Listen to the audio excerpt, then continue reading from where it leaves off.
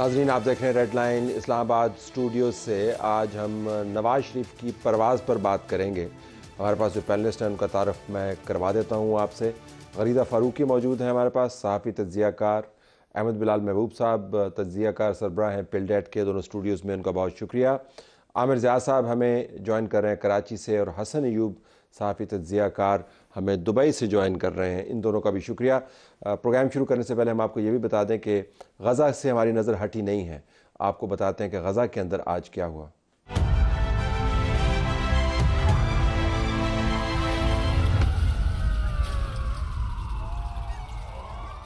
गजा में इसराइली सफाकियत जारी, मसाजिद, हस्पताल और रिहायशी इमारतों पर फिर बम बरसा दिए, मजीद 433 फ़लस्तीनी शहीद। जंगी जुनून में मुब्तला इसराइल ने अल कुद्दुस और अल शिफा हस्पताल, रेड क्रेसेंट के हेडक्वार्टर के करीबी इलाकों पर 30 मिनट तक बमबारी की। हमलों में औरतों और बच्चों समेत 433 फ़लस्तीनी शहीद हो गए। शोहदा की तादाद 4000 के करीब पहुंच गई है। 13,000 से ज़ायद जख्मी। डॉक्टर्स का कहना है जख्मियों में 40% तादाद बच्चों की है।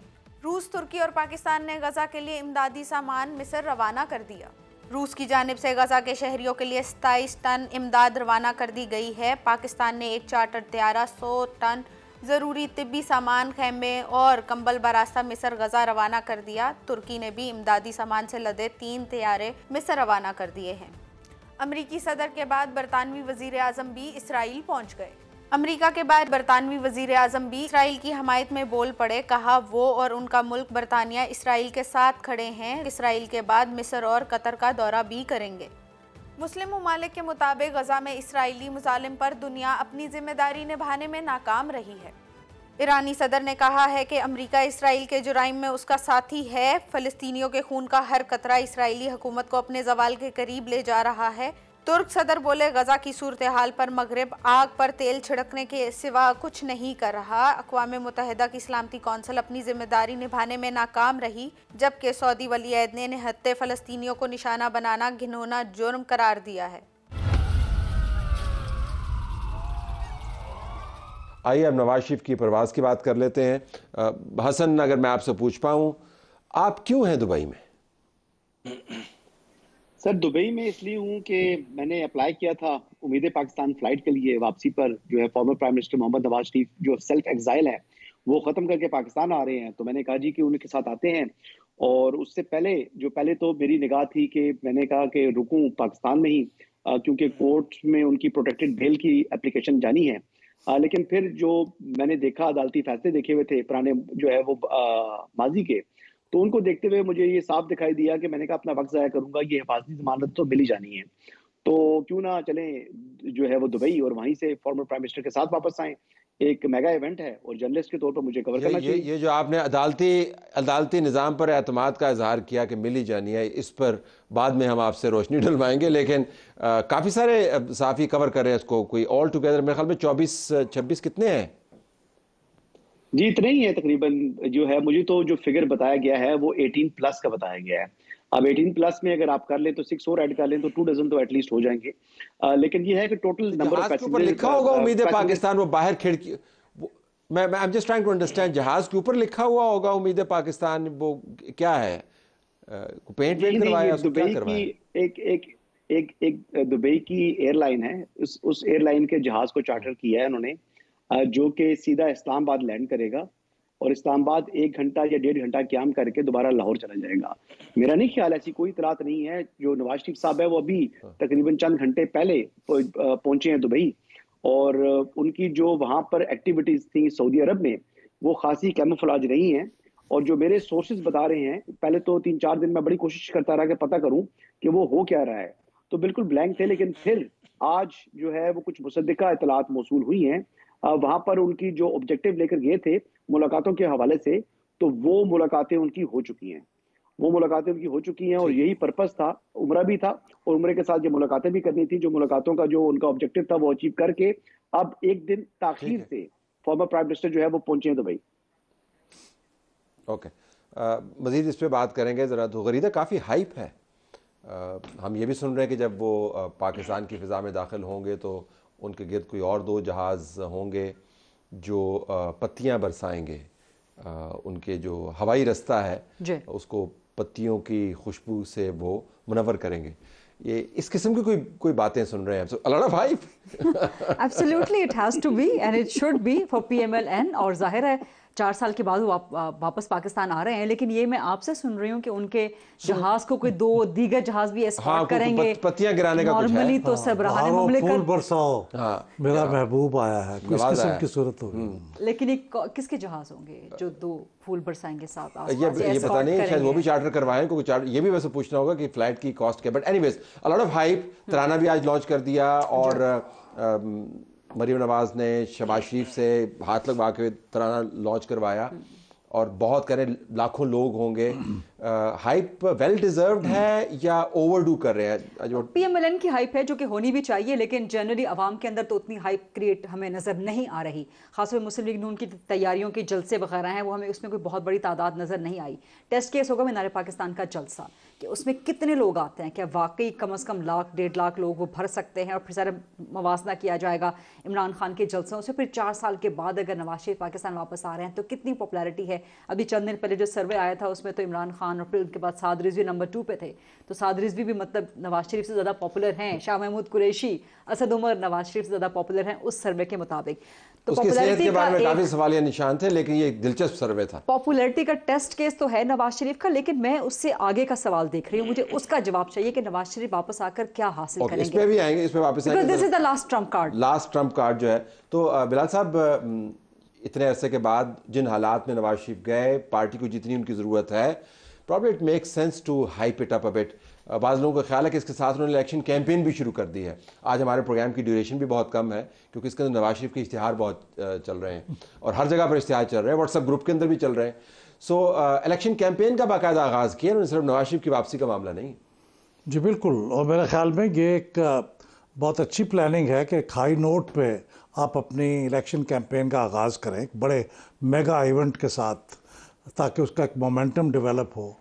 और ये जो आप हाइप की बात कर रहे हैं, ये मेरे ख्याल में चूँकि पिछले कुछ सालों से इस तरह के हाइप क्रिएट करने का एक फैशन हो गया था।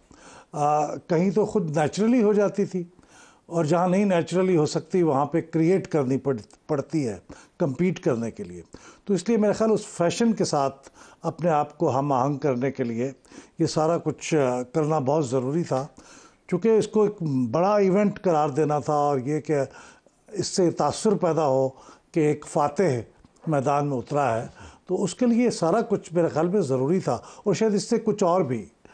लेकिन ये जो पत्तियां बरसाने वाली बात है, ये मुझे अभी भी मुझे भी हज़म नहीं हो रही है। दिस इज जमीन पे तो पत्तियां साहब की खबर है तो खबर हो गई, मार्केट के अंदर बात हो रही है। मैं सिर्फ हाइप को हाईलाइट कर रहा था कि इस किस्म की बातें भी लोग सोच रहे हैं कि ये काम करें। हाइप तो जो अदालत में क्रिएट हुई है उस पर भी कुछ बात करनी चाहिए ना कि नैब का बंदा कल कैसे मौजूद था। इतनी हाइप थी, वो हसन बताया कि हसन को पहले से पता था कि कल वहां मौजूद था कि आज कोर्ट से क्लियरेंस मिल जाती। लेकिन जरा आमिर के पास चलते हैं। तो आमिर, ये तो नवाज शरीफ साहब वाकई वापस आ गए। बहुत देर तक बहुत से लोगों का ख्याल था कि बिल्कुल वापस नहीं आएंगे, पाकिस्तान की फिजा के करीब वो पर भी नहीं फड़फड़ा पाएंगे। ये तो वो बहुत सारे परों वाले जहाज के साथ वापस आ रहे हैं माशाअल्लाह। मतलब बहुत सारे परों, और सबसे बड़ी बात है कि जमा मकान उनके साथ है। और वो जो कहते हैं ना कि बज़ाहिर लगता है कि कोई उनको लैंडिंग में कोई प्रॉब्लम नहीं होगी, कोई मुश्किल नहीं होगी। ये जो एक हमारे यहाँ प्रोपेगेंडा होता था कि हमारा जो अदालती निज़ाम है वो बड़ा ताख़ीर करता है, इंसाफ देने में बहुत ताख़ीर करता है, वो भी पता चला कि नहीं जनाब, मिनटों की बात होती है, घंटों की बात होती है और सब चीज़ें सही हो जाती हैं। उसी तरह नैब के ऊपर बड़े इल्ज़ाम थे कि जी पोलिटिकल इंजीनियरिंग के लिए इस्तेमाल होता है, तो यहाँ पता चला कि बड़ा बेनाइन किस्म का इदारा है। वो मतलब है कि आगे बढ़कर चीज़ों को फैसिलिटेट करता है। उसके जो वकला हैं उनको बुलाया ना जाए फिर भी खड़े हुए होते हैं। तो ये तमाम चीज़ें हो रही हैं। लेकिन यहाँ पर फिर बहुत सारे तलत साहब आपके भी जहन में सवाल हैं, और जिस तरह गरीदा साहिबा ने फरमाया कि ठीक है हाइप तो कोशिश कर रहे हैं कि इश्तहारात चल रहे हैं, सब कुछ हो रहा है, लेकिन सबसे बड़ी बात यह है कि क्या अवाम में वाकई एक वो जोशो खरोश है और जो कहते हैं ना नवाज शरीफ साहब को कि हर मर्ज की दवा बनाकर पेश किया जा रहा है कि इस मुल्क में जितने जुमला अमराज हैं उसका शाफी इलाज नवाज शरीफ साहब करेंगे, तो यहाँ पे अब सवाल पैदा होता है कि कल तक तो इनको समझा जाता था कि बहुत बड़ा मतलब है कि पार्ट ऑफ द प्रॉब्लम है 20वीं सदी के पाकिस्तान की भी, और जब 2013 में इक़्तिदार में आए तब भी।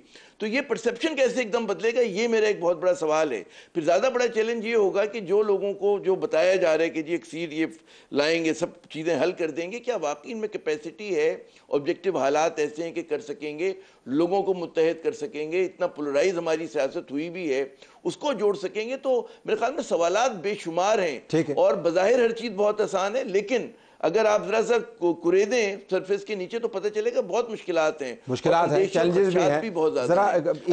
एक जुमला तलत ये एक मैं ये कहता हूं, जो आपने जहाज पर पत्तियों वाली बात की ना, मुझे बस उसमें खदशा ये खुदा ना खाते कि सिक्योरिटी रिस्क हो सकता है, तो अगर ना ही करें तो बेहतर है। जब लैंड कर जाए तो टनों उन पे गुलाब के फूल निछावर कर दें, उड़ते हुए जहाज पे पत्तियां निछावर करना कुछ भी हो सकता है। मेरे लिए ये भी बड़ी आपने जो नवाज शरीफ की खैरियत मतलूब रखी है वो काफ़ी बड़ी खबर है मेरे लिए। आपको इतना उनका ख्याल है कि उनकी एक तो फ्लाइट सही तरीके से लैंड करे और कहीं खुदा न खासा हादसे का शिकार ना हो, तो काफ़ी तब्दीली आ चुकी है नवाज शरीफ के व्यू के हवाले से। तो हसन, अगर मैं आपके पास वापस जाऊँ, नवाज शरीफ अपनी कंफर्ट जोन के साथ, वही है हमारा, हाँ नहीं, वो कंफर्ट जोन के साथ वापस आ रहे हैं। मैं कह रहा हूँ वो कंफर्ट जोन को साथ ला रहे हैं, वो मीडिया की कवरेज की नीचे आ रहे हैं, वो पॉलिटिकल हाइप क्रिएट कर रहे हैं। और मैं ज़रा एक एग्जांपल से समझाना चाहूँगा व्यूअर्स को अपना सवाल भी, वो ये कि जब नए चैनल को हम ज्वाइन करते हैं ना, तो कहते हैं कि सबसे पहले एक बड़ा इंटरव्यू किया करें,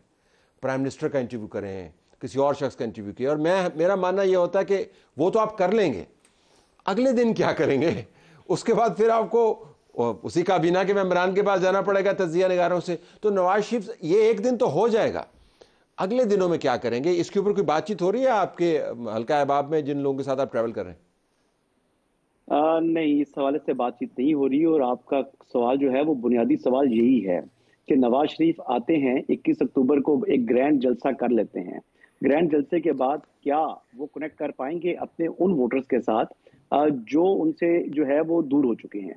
क्या वो अगर एक मिनट के लिए कि पीटीआई के वोटर्स को या दीगर जमातों के वोटर्स को, जो उनके लाइक माइंडेड को एक मिनट के लिए साइड पर कर दें, जो ओरिजिनल डाई हार्ड वोटर है मुस्लिम लीग नवाज का, जो महंगाई की वजह से जो है वो इस वक्त जो है वो मुश्किलात का शिकार है और नाराज है, तो उससे कनेक्ट करना है, अपनी पार्टी की पॉपुलैरिटी को यहाँ से उठाकर मजीद ऊपर लेकर जाना है।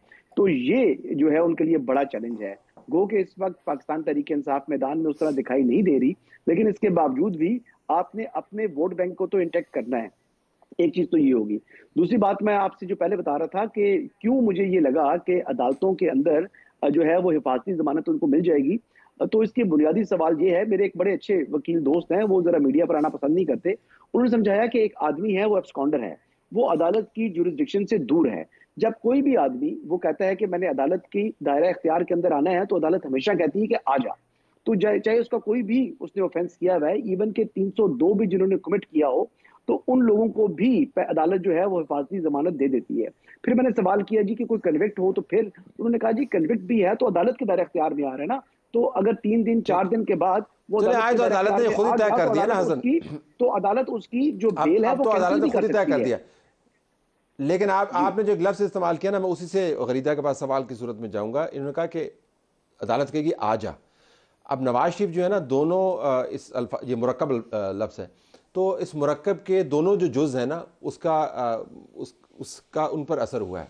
पहले कह रहे थे जा, नवाज शरीफ को निकालने पर इस रियासत ने जितना जोर डाला, अब कहते हैं आ। तो आ और जा जो है नवाज शरीफ की, उसके हवाले से बड़े सवाल हैं। ये रियासत, उन्होंने सही कहा, कहती थी ये तमाम मर्ज की जड़ ये है। इसहाक डार को कहते थे कि ये इकोनॉमिक हिटमैन है, नवाज शरीफ को कहते थे कि इस वजह से मुल्क तबाह हो गया है। अब वो बतौर मसीहा वापस आ रहे हैं, तो जाहिर है अब ना वो एस्टैब्लिशमेंट रही, ना वो वक्त रहे। जो एस्टैब्लिशमेंट इसहाक डार को हिटमैन कहा करती थी वो चली गई। एक नई एस्टैब्लिशमेंट इस वक्त मौजूद है जिनका सोच का जाविया कुछ और है, जो कि हुकूमत की मुआविनत के साथ आगे बढ़ना चाहते हैं, मईशत को ठीक करना चाहते हैं, और जाहिर है उसकी हिट फिर एस्टैब्लिशमेंट को उठानी पड़ेगी। जो पुरानों ने किया है उसका बर्डन तो उठाना पड़ रहा है इस एस्टैब्लिशमेंट को। सो मेरा ख्याल है कि उस किए किराए पे तबर्रा भेजने के लिए भी मामलात को ठीक किया जा रहा है। लेकिन आप ये देखें तराजू के पलड़े बराबर हो गए हैं। जब मरियम नवाज का मुतालबा था, मुसलसल और इसरार के साथ उन्होंने मुतालबा किया। इसरार के साथ ये मुतालबा था। अब नवाज शरीफ को अपनी वर्थ साबित करनी पड़ेगी। जो आप एड्स की बात कर रहे थे, आपने कहा आज आपके प्रोग्राम का वक्त भी कम है, काफी पैसे वैसे आ गए हैं, एड्स वेड्स आ गए हैं, लेकिन इसके अलावा पैसों का मुझे पता नहीं, मुझे सिर्फ एड्स का पता। एड्स आए तो पैसे भी आए होंगे ना साथ। मे बी मुफ्त में तो नहीं चला रहे ना आप लोग। मे बी खिदमत खल्क के जज्बे से या नवाज शरीफ की वापसी की हाइप में तो नहीं कर रहे। मैं तो सिर्फ वही देखूंगा, मेरे साथ मैथमेटिकल इक्वेशन ये कि मेरे पास सिर्फ 35 मिनट है। But go ahead, what's your point? Having said that, कुछ वीडियोस वगैरह व्हाट्सएप नौजवान तबके को इस वक्त अट्रैक्ट करने के लिए पीएमएलएन ने एक अच्छी कैंपेन लॉन्च की है। लेकिन नौजवान बहुत तब्दील हो चुका है इन 4 सालों के अंदर अंदर। सोशल मीडिया ने, डिजिटल मीडिया ने बहुत तब्दील कर दिया। नवाज शरीफ आके उसको कैपिटलाइज कैसे करेंगे, उसे कैटापुल्ट कैसे करेंगे, उसके सेंटिमेंट को कैसे बताएंगे कि वो चोर नहीं थे। आपका अपना वोटर तो ठीक है, आपको एक सिंपैथी का एलिमेंट मिल जाएगा, लेकिन जो एक आपका स्विंग वोटर है उसको आप अपनी तरफ कैसे अट्रैक्ट करेंगे? ऑडियंस कैसे ट्रैक करेंगे? बयानियां आप क्या लेकर आएंगे? बयानियां भी आते हैं। ऑडियंस क्या है नवाज शरीफ का? ये इस हाइप का ऑडियंस क्या है? इस पैगाम का, इस उम्मीद का ऑडियंस क्या है आपके ख्याल में?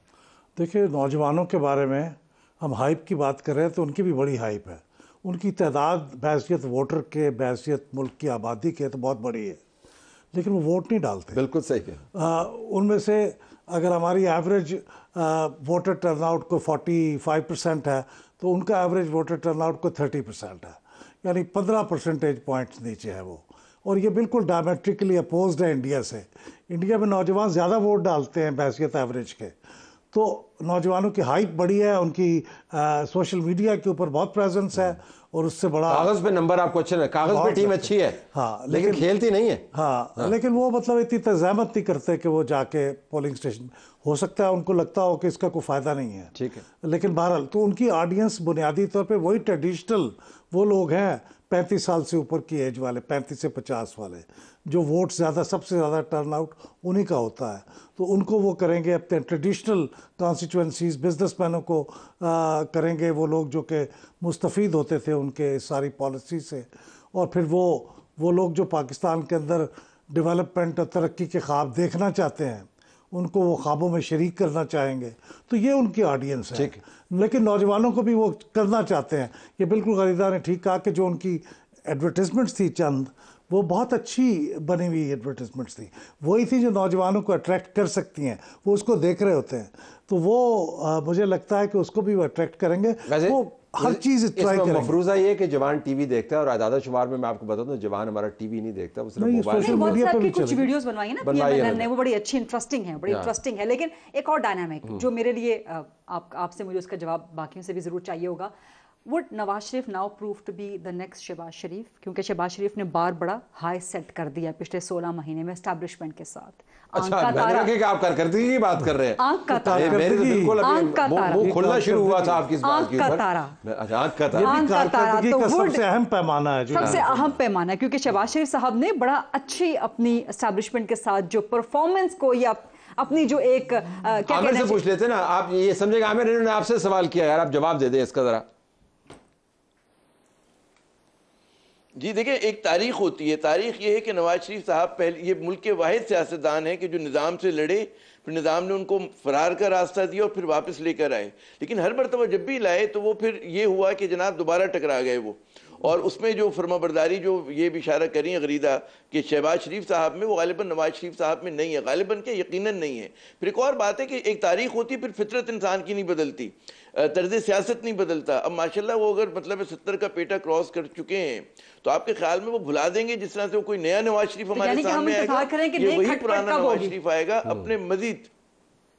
हाँ, तो इसका इंतजार मेरे ख्याल में, या हो सकता है कि फिर हमारी इस्टेब्लिशमेंट जो है वो अपना रवैया इतना तब्दील कर ले। तो अभी बहुत सारे इफ्स एंड बट्स हैं, यकीन के साथ कुछ नहीं कहा जा सकता। लेकिन एक बात याद रखें कि नवाज शरीफ साहब का जो इतराज़ हुआ करता था, जो उन पर तनकीद होती थी कि वो बहुत ज़्यादा अपने आप को इलेक्टेड वज़ीर आज़म से ज़्यादा अपने आप को राजवाड़े की तरह मुल्क चलाते थे।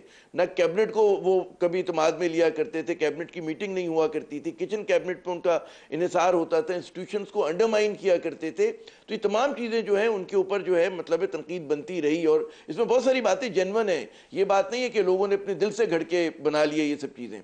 तो क्या नवाज शरीफ साहब इस मरतबा वाकई इदारों के साथ जो है, क्योंकि अगर रियासत को चलाना है तो इदारों को और सिविलियन गवर्नमेंट को साथ मिलकर चलना होगा।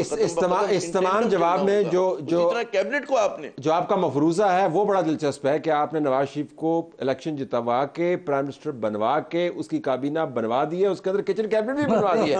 ये मुझे बड़ी इसके अंदर हैरानी है। हम तो उनकी फ्लाइट की आमद का इंतजार कर रहे हैं ना, ये आपने उनकी कैबिनेट के अंदर से किचन कैबिनेट भी निकाल दी।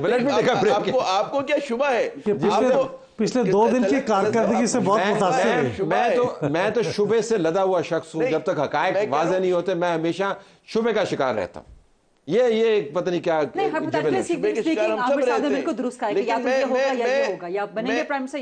I do not know. इसका एक दरमियान का रास्ता भी है, ब्रेक के बाद आते हैं उसके ऊपर बात करते। जी प्रोग्राम में खुशामदीद नाज़रीन। नवाज शरीफ की आमद, उससे मुतल्लिक हाइप, उससे मुतल्लिक तवक्कुआत और फिर ये भी मफरूज़ा के उनके लिए चूँकि आइनी और कानूनी रास्ते खुल गए हैं, उसके बाद वापसी के रास्ते भी खुल गए हैं, फ़्लाइट भी नाहमवार नहीं होगी उनकी, तो वो प्राइम मिनिस्टर हाउस में भी पहुंच जाएंगे। ज़िया आप अपनी बात कंप्लीट कर रहे थे, मैंने वक्फा ले लिया, उसके बाद फिर मैं हसन के पास जाऊँगा। जी गो अहेड, कंप्लीट कीजिएगा। मैं तले साहब ये कह रहा था, आपने कहा ना कि मैंने मफरूजा बनाया और उनको वजीर आजम बना भी दिया, तो बात ये कि जो इशारे मिल रहे हैं उससे तो लग रहा है कि भाई मतलब है कि बिल्कुल जैसे आपने कहा फ्लाइट भी हमवार है और जनाब जो बैलेंस ऑफ कहते थे ना कि जी लेवल प्लेइंग फील्ड, तो लेवल प्लेइंग फील्ड तो उनके हक में कर दी गई है, बल्कि विकेट खोद के बिल्कुल इस तरह कर दिया गया कि जी सिर्फ नवाज शरीफ साहब हैं और शिकायत जो है पीपल्स पार्टी को भी है और जनाब JUIF को भी है, PTI की तो बात ही छोड़ें आप। तो जब हर सब कुछ आपको नजर आ रहा है कि चीजें होते हुए, तो फिर हमें भी इतना शक शुबे में नहीं रहना चाहिए, इतना ज्यादा डाउट में नहीं रहना चाहिए। जी बिल्कुल ठीक है, बिल्कुल ठीक है। ज़रा हसन इसके ऊपर वापस आइएगा। मियां मोहम्मद नवाज शरीफ क्या वाक़तन शहबाज शरीफ की ताबेदारी का मॉडल लेके चलेंगे, या आपकी तज्ज़िया मालूमात के मुताबिक आपने सऊदी अरब की मीटिंग्स की बात की, वो आपने बिल्कुल दुरुस्त कहा कि जो अहम तरीन पाकिस्तान के सपोर्टर्स हैं बैरून मुल्क, और मैं एक्सपर्ट कम्युनिटी की बात नहीं कर रहा हूँ, बड़े बड़े ममालिक की बात कर रहा हूँ, उनकी इंडोर्समेंट बड़ी ज़रूरी थी और जो उनको मिली है। लेकिन come back into this, establishment के साथ कोएग्जिस्ट करना है उनको, आपकी असेसमेंट क्या है इसके बारे में? देखिए असेसमेंट तो ये है, अभी तक की इन्फॉर्मेशन यही है कि 21 अक्टूबर को जो वो तकरीर करेंगे वो लिखी हुई तकरीर नहीं है। इरफान सदीकी साहब ने ज़रूर उनको चंद नुकात ज़रूर बताए हैं, कुछ पॉइंट्स उन्होंने शेयर ज़रूर किए थे, लेकिन अब तकरीर जो है वो लिखी हुई नहीं है। और अगर उनका ट्रैक रिकॉर्ड देखें माजी का, तो एक दफ़ा वो जो बात कर दें तो फिर उससे पीछे हटते नहीं हैं। तो यानी इस्टेब्लिशमेंट के ऊपर, यानी इस्टेब्लिशमेंट के 2 किरदारों के ऊपर जो माजी के उनके ऊपर जो उन्होंने तनकीद की है, यानी पहले गुजरांवाला में की थी और दूसरी फिर लंदन में की थी, तो अब देखना ये है कि मीनार पाकिस्तान में भी वही बात वो दोहराते हैं या इस पर खामोश रहते हैं। क्योंकि अगर आप देखें जो गैप था गुजरांवाला की तकरीर में और उसके बाद जो उन्होंने लंदन में किया, तो वो चंद बरस का है। तो अब इतने बरस का इंतजार तो मेरा नहीं ख्याल कि होगा। और मीनार पाकिस्तान वाले जलसे में वो यकीनन जो मुल्क को मौजूदा हालात में पहुंचाने के जिम्मेदार किरदार हैं उनका वो नाम लेंगे। ये मेरी असेसमेंट है, कोई इन्फॉर्मेशन नहीं है, क्योंकि उनका जो माजी का ट्रैक रिकॉर्ड यही बताता है। इसके अलावा नवाज शरीफ साहब के पास जो है वो जो मेन फोकस है, जो मेन फोकस उनका है वो इकोनॉमी की जो है ना उसको रिवाइव करना है। तो इस हवाले से ही उनकी मुलाकातें भी हुई हैं और इस हवाले से अपनी सपोर्ट तो यकीनी तौर पर वो उन्होंने हासिल की होगी, लेकिन इसके साथ साथ एक वे फॉरवर्ड है वो लेकर आ रहे हैं। ठीक है गरीजा, लोग अपनी जुबिलत नहीं छोड़ते, सिर्फ नहीं छोड़ते, लेकिन हालात उनको बहुत कुछ सिखा भी देते हैं। और नवाज शरीफ साहब के जो इर्द गिर्द लोग हैं वो हालात में से गुजर कर आए हैं, जो उनको एडवाइस करने वाले हैं। अब वो नहीं है कि मियाँ साहब उठो और पै जाओ। सो इंस्टिगेशन कम है, नंबर 1। नंबर 2, नवाज शरीफ ने जो बयानिया भी बनाया है पार्टी की तरफ से, उसमें कहीं आपको तसादम वाली खिड़की तो नज़र नहीं आती, मुझे तो नज़र नहीं आई कि जी हम ये कर देंगे, एहतसाब करेंगे। वो छोड़ ही दिया है बयानिया की हद तक। टेस्टिंग ऑफ वाटर्स तो किया था जब एहतसाब की बात की थी कि जनरल बाजवा का एहतसाब किया जाए, जनरल फैज़ का एहतसाब किया जाए। फिर उसके बाद क्या हुआ, एकदम खामोशी हो गई और फिर यू टर्न ले लिया गया और फिर बोलतियाँ बिल्कुल बंद हो गई। फिर उसके बाद कहा गया कि नहीं जी हम इंतकाम के लिए नहीं। शहबाज शरीफ साहब ने फिर आके डैमेज कंट्रोल किया कि हम किसी से इंतकाम नहीं आ रहे। स्लोगन्स में आपको कहीं पे ये बात नजर नहीं कहीं पर कोई एहतसाब का बयान या कोई भी चीज़। और ख़ासतौर पर जो बिलावल भुट्टो सरदारी साहब ने अभी परसों तकरीर की है, उन्होंने एक टोटली डिफरेंट अप्रोच दी है। ना सिर्फ उन्होंने अपना CV, अपना प्रोफाइल अप करने की कोशिश की है, बल्कि नवाज शरीफ PMLN का CV प्रोफाइल डाउन करने की कोशिश भी की कि जो शख्स माजी में जिंदा रह रहा हो वो पाकिस्तान को आगे लेके नहीं चल सकता, और हम मुफाहमत की सियासत लेके आगे बढ़ना चाहते हैं, और हम इंतकाम पे यकीन नहीं रखते, और जो हुआ सो हुआ उसको भूल जाएं और आगे बढ़ें, अब आगे की चीज़ें ठीक करें। सो मेरा ख्याल है कि उससे भी नून लीग पे प्रेशर पड़ेगा नवाज शरीफ की तकरीर। और let's keep this in mind कि नवाज शरीफ ने आज सेनेटर इरफान सदीकी को भी दुबई बुला लिया, जो कि उनके तकारीर लिखने या उनको पॉइंटर्स देने में बड़ा कलीदी किरदार अदा करते हैं। तो मेरा ख्याल है कि वो अपने साथ होने वाली ज्यादतियों का जिक्र तो करेंगे, नाम लें चाहे ना लें, फ़र्क अब कोई नहीं पड़ता, नाम सब ओपन में हैं, ज्यादतियों का जिक्र करेंगे, लेकिन वो फोकस रखेंगे कि जी हम अब चीजें ठीक करने के लिए आ रहे हैं, मैं फिक्सिंग पाकिस्तान, एग्जैक्टली, जिसका वो पीएमएल का स्लोगन भी है कि फिर से मतलब हम फिर से आ रहे, एक बारी फेयर शेयर, उसको उर्दू में कर दिया उन्होंने कि जी फिर से दोबारा हम आ रहे हैं, तो आके हम चीजें अब ठीक कर देंगे, लेकिन चीजें ठीक करना इतना आसान नहीं। उसके ऊपर आएंगे कि क्या लिमिटेशन क्या है। बिलाल साहब, ये एक दिलचस्प बात है, अमूमन जब लीडरान आते हैं तो वो मुस्तकबिल के 7 साल की बात करते हैं या 5 साल की बात करते हैं। नवाज शरीफ साहब आ रहे हैं, वो माजी के 7 साल की बात कर रहे हैं, यानी ये 2023 में लैंड करते हुए 2028 तक का विजन नहीं दे रहे, वो 2017 का विजन दे रहे हैं। तो ये तमाम जनरेशन, ये तमाम लोगों को ये कन्विंस करना कि भाई 7 साल पहले वाला या 5 साल पहले वाला पाकिस्तान जो है वो लेके आएंगे, ज़रा मुश्किल होगा। बीच में बहुत कुछ लोगों की तबीयत साफ़ भी हुई है, हालात ने तबीयत साफ़ की है। 2017 उनको उस तरह याद नहीं है जिस तरह मेरे ख्याल में नून लीग का ख्याल है कि उनको याद है। देखिए तलत साहब, जो जिसके पास जो कुछ होता है उसे वही बेचना होता है ना। ठीक। तो चूंकि उनके पास तो बेस्ट टाइम वही था जब उन्होंने डेवलपमेंट, उनके ख्याल में उन्होंने बहुत डेवलपमेंट की, उन्होंने चीज़ों को बेहतर किया, उन्होंने उस वक्त के क्राइसिस को एड्रेस किया, और किसी हद तक वो दुरुस्त भी है।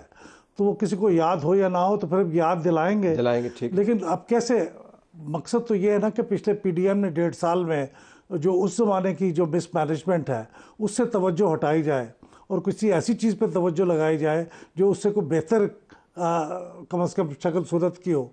तो इसलिए वो मेरे ख्याल में उसी की तरफ तवज्जो दिलाएंगे। लेकिन दूसरी बात यह है कि मेरे ख्याल में वो नाम वाम ले सकते हैं इस तरफ के ये सारी चीज़ों को डिरेल किसने किया।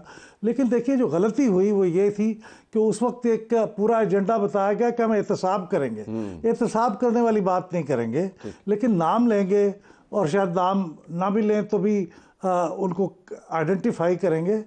और लॉन्ग टर्म में मेरे ख्याल में उनसे ये तवक्को करना कि वो हैसियत वज़ीर आज़म अपने आप को असर्ट नहीं करेंगे, ये मेरे ख्याल में गैर हकीकत पसंदाना होगा। सबसे वीक पॉइंट यही है, और जो उनका सबसे अच्छा पॉइंट भी यही है कि वो अपने आप को बहैसियत वज़ीर आज़म समझते हैं और असर्ट करते हैं अपने इख्तियारात के लिए, और यही चीज़ उनकी कमज़ोरी साबित मुस्तकबिल में भी हो सकती है। यहाँ पर देखना ये भी होगा कि क्या ये वही नवाज शरीफ है जो 1999 का नवाज शरीफ था, जो 2017 का नवाज शरीफ था, या ये 2024 का नवाज शरीफ है। ज़रा ब्रेक में जाते हैं, ब्रेक के बाद वापस आते हैं और फिर हम अपने पैनलिस्ट से पूछते हैं 2017 का जो नवाज शरीफ है उसके बारे में मेरी कुछ ऑब्जर्वेशंस हैं, वो मैं आपसे शेयर करूँगा।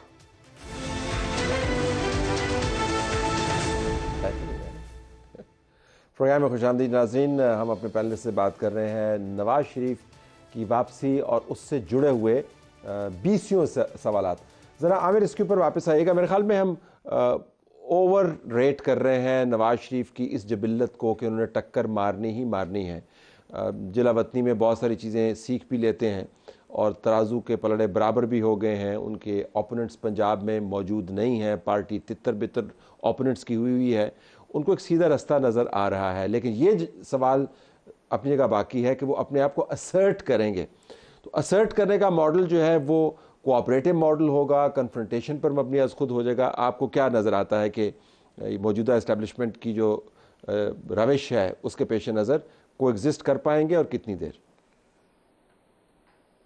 देखिए, जो बहुत सारे तजदियाकार हैं मुझ समेत, वो ये कह रहे हैं कि जनाब मुल्क में जो है हमारी जमहूरियत कमज़ोर हुई है, और जो कुछ सिविल सोसाइटी ने या जो डेमोक्रेटिक इंस्टीट्यूशंस ने माजी में कुछ हासिल किया था, अपने लिए स्पेस बनाई थी, आज वो स्पेस महदूद हुई है और उसकी जगह हम देखते हैं कि इस्टेब्लिशमेंट ने अपने आप को मज़ीद एम्पावर किया है। तो कितनी जल्दी जो है वो दोबारा आप उस मकाम पर आ जाते हैं कि जहाँ से सफ़र शुरू किया था, वो इतना आसान नहीं होगा कि वहाँ पर भी ज़ाहिर है कि जब वो लोग एसर्ट कर रहे हैं उनको वो चीज़ों को they are calling the shots, तो मुश्किल होगा।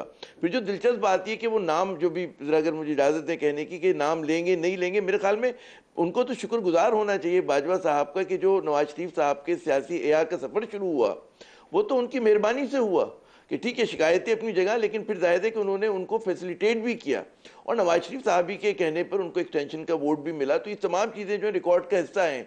तो बहुत ही ब्लैक एंड वाइट में चीज़ें नहीं हैं कि नवाज शरीफ साहब ठीक है दुखी भी होंगे लेकिन उनके एहसानमंद भी होंगे, तो किस हद तक जाके बात करते हैं, ये एक बड़ा मजेदार एक सवाल होगा कि क्या करते हैं वो, क्या बयानियां लेकर। हसन जो है बिल्कुल आपसे एग्री नहीं कर पा रहे हैं, वो कह रहे हैं, और बदरा मैं उनको सुन लेता हूं कि वो क्यों इतनी जोर जोर से इधर उधर सर हिला रहे हैं जब आपने कहा कि उनके एहसानमंद होंगे। जी हसन बताइए जरा, सुनिए जरा हसन की बात। जी अच्छा चले सर, एहसानमंद क्यों होंगे कि एक उनकी हुकूमत थी उसको घर भेजा गया, वो एहसानमंद क्यों होंगे कि इमरान खान ने उनको एक्सटेंशन दे दी थी अगस्त के अंदर, फिर जब मामला सुप्रीम कोर्ट ऑफ पाकिस्तान में गया और वहां से हुक्म आ गया कि आप 6 माह में कानून साजी करें, तो उस मामले के लिए उनकी जमात के पास कोई ऑप्शन नहीं था सिवाय इसके कि उस कानून साजी का हिस्सा बने, तो ये उन्होंने किया है। इसके अलावा आखिरी टाइम तक यानी चीफ ऑफ आर्मी स्टाफ की अपॉइंटमेंट के टाइम के ऊपर वो प्रेशराइज कर रहे थे उनको बार बार कि आप जो है इनको एक्सटेंशन दें।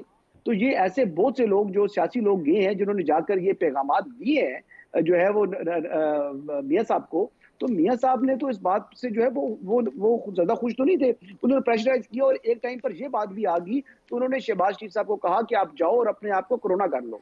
तो वो शहबाज शरीफ साहब को जो कोरोना हुआ था वो कोरोना असली नहीं था, वो बेसिकली उन मुलाकातों से और उन राब्तों से बाहर निकलना चाह रहे थे। कोरोना ऑन डिमांड, ये मैंने नहीं वो आप दुरुस्त कह रहे हैं, मैं कह रहा हूं आपको भी मालूम है, मैं यही कह रहा हूं, तो वो क्यों करके उनके लिए जो है वो कहेंगे कि ये मैं उनका मशहूर हूं, वो मशहूर वाली बात नहीं है। फिर इस एक अपॉइंटमेंट के लिए मुस्लिम लीग नवाज ने अपना पॉलिटिकल कैपिटल लूज किया और ये हुकूमत ली। अब आपको क्या लगता है कि क्या वो उस वक्त नवाज शरीफ साहब चाहते थे कि ये हुकूमत ने सिर्फ एक मैं यही अर्ज कर रहा हूं कि जहां पर 10 साल का प्लान था, उस 10 साल के प्लान को नाकाम बनाना था। तो मतलब इस चीज को उसका बाजवा साहब का मशहूर होना कि उनको दोबारा सियासत में लेकर आए हैं, सर आमिर साहब मैं तो कम से कम इस बात के साथ मुत्तफिक नहीं हो सकता। आमिर आप क्विक रिस्पांस करते फिर गरीदा बिलाल साहब के पास में मैं क्विकली देखिए मैं यही कह रहा हूं कि दोनों ज़ाविये हैं ना, कि जहां पर शिकायतें, तो हमें पता है कि नवाज शरीफ साहब को शिकायतें जिसका तस्करा भी हसन साहब कर रहे थे, लेकिन साथ साथ एहसानमंद इस बात के कि जी जेल से उनको दुनिया में कभी नहीं हुआ, किसी सियासी कैदी के साथ नहीं हुआ कि जी कन्विक्टेड है मुल्क से बाहर चला गया, ठीक है ना। उसके बाद फिर जिस तरह फैसिलिटेट किया गया, जिस तरह से मतलब पीडीएम की हुकूमत आई, जिस तरह से मतलब चीज़ें अंडू की गई, अनरेवल की गई, ये तमाम का तमाम तारीख का हिस्सा है। तो उसके अंदर जाहिर है कि जहाँ पे नुकसान उठाया नवाज शरीफ साहब ने, वहाँ पर फायदे भी बहुत सारे उठाए। तो इट्स अ मिक्स बैग। अभी उनकी फरासत पर है कि वो किस चीज़ पे ज़्यादा जोर देते हैं।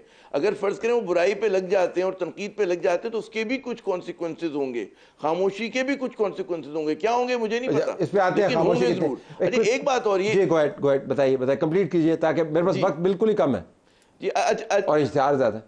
अच्छा फिर जो आखिरी बात सब ये कह रहे हैं ना कि जी नवाज शरीफ साहब वो फिर से की जो गर्दान कर रहे हैं, तो वाकई बड़े अजीब बात है कि 21वीं सदी का प्लान नहीं है और 21वीं सदी का पाकिस्तान क्या उनसे कनेक्ट करेगा नहीं करेगा, इस पर भी कभी बात कीजिएगा। जी बिल्कुल करेंगे। अब इसी पे मामले पर बात करनी है।